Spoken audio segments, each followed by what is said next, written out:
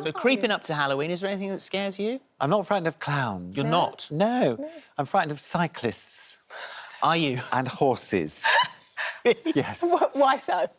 Well, they're very aggressive, aren't they, cyclists? They shout at you. Right, and horses? They've got teeth.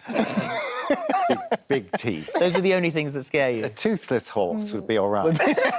But not on a bike? No.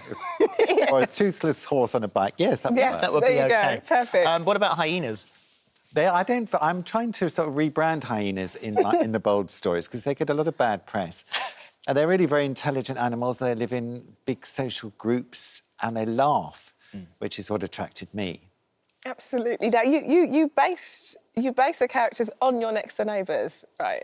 I did, on my hairy neighbours. But I've since realised I'm on the 5th book now, I think.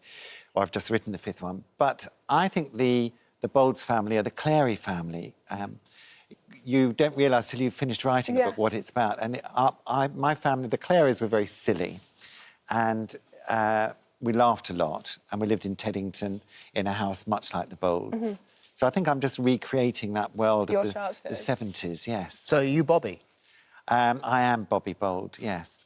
I had 2 sisters, so Betty's one of them, and Minnie, their friend, is the other, and Mr. and Mrs. Bold. Well, you can work it out. They're mother and father Clary. It all comes clear. But the thing is that with these books, and I think this is what the kids love, is that, I mean, they are living in plain sight, but nobody knows that they are hyenas. They're keeping this quiet. It's all about keeping their secret, and because they have to gaffer tape their tails down underneath in their pants and their underwear. But occasionally something is seen moving below the waist, and this is a great moment of danger for the Bolds. Well, it would be, wouldn't it? Yes, it sounds it. And what about the laugh? The laugh, well, they have to cover up the fact they laugh. So Mr. Bold has a job writing the jokes that you get in your Christmas crackers. So he goes on telling these jokes, which explains the fact that he's got this loud, cackling laugh. Right. And Mrs. Bold has hyena ears, obviously, so she wears a lot of hats, which she then sells at Teddington Market. And much hilarity ensues. Well, the mistake they've made in this book is inviting in the urban foxes. The Bolds in trouble, because the Bolds are very kind and they like to help other animals who want to transition and live as humans. So they're always helping other animals, and when they hear that the urban foxes are in trouble with the neighbours who are going to get the pest control in, they say, well, come and live with us and we'll give you all the food you want. I don't want to give you the whole plot. No, don't give us everything. I can see you're on the edge of your seat.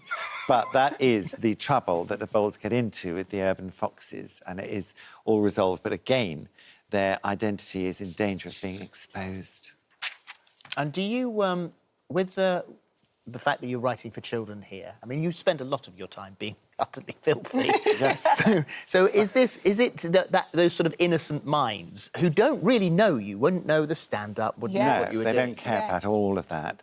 It's one of those things that if you go in the opposite direction of what you're expected to do, it can be kind of liberating. So for me to find that innocent part of my brain, if there's one still left. I love the way you have to find it. Yes, it's in there somewhere. But it's very charming and delightful. And in fact, making a room full of children laugh is just as much of a thrill as making a room full of adults. Probably harder, I would have thought. It's harder, but it's I don't know if it's harder, but it's just the same, really. You know, laugh is a laugh if you're a comedian.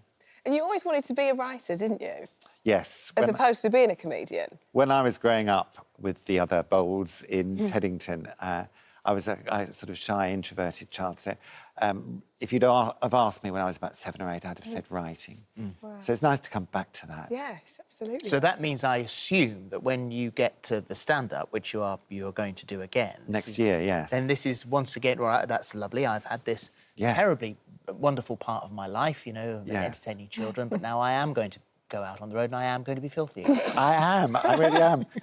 Born to Mince is next spring, and it's... I suppose I'm a Gemini, you know, I've got to satisfy the 2 parts of my brain. So, that will be me letting rip on stage with the microphone. And it's going to be, a bit of the tour is going to be about, you know, this awful thing of trying to teach gay people not to, what's it called? Can't remember the word, mine's gone blank. Anyway, I'm going to do heterosexual aversion therapy.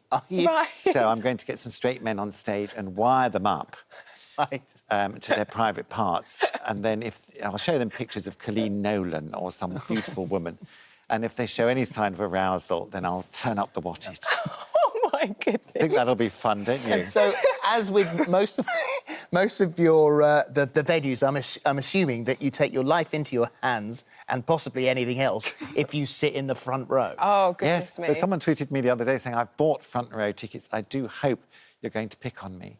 What? And I said, be careful what you wish for. Yeah. But some people like it. They like to be humiliated. Well, with Twitter now, everyone's got a profile picture. You'll know where to find them. It's something for them to talk about at dinner parties. Can we talk about panto? We can. Because I'm always looking for a good panto at Christmas, my little ones. This must just be so much fun, right? It is fun. I mean, it's an absolute scream and perfect for me because you're sort of telling a story, but you can step outside of the story and if someone coughs or whatever in the front row, you can mess around. And I'm with Dawn French this year. Is this her panto debut? I think it is. She's the Wicked Queen and I'm the man in the mirror. Oh, it's going to be so And I will sing Man in the Mirror. Will you? Will you? Whether you want me to or not. Not now, please.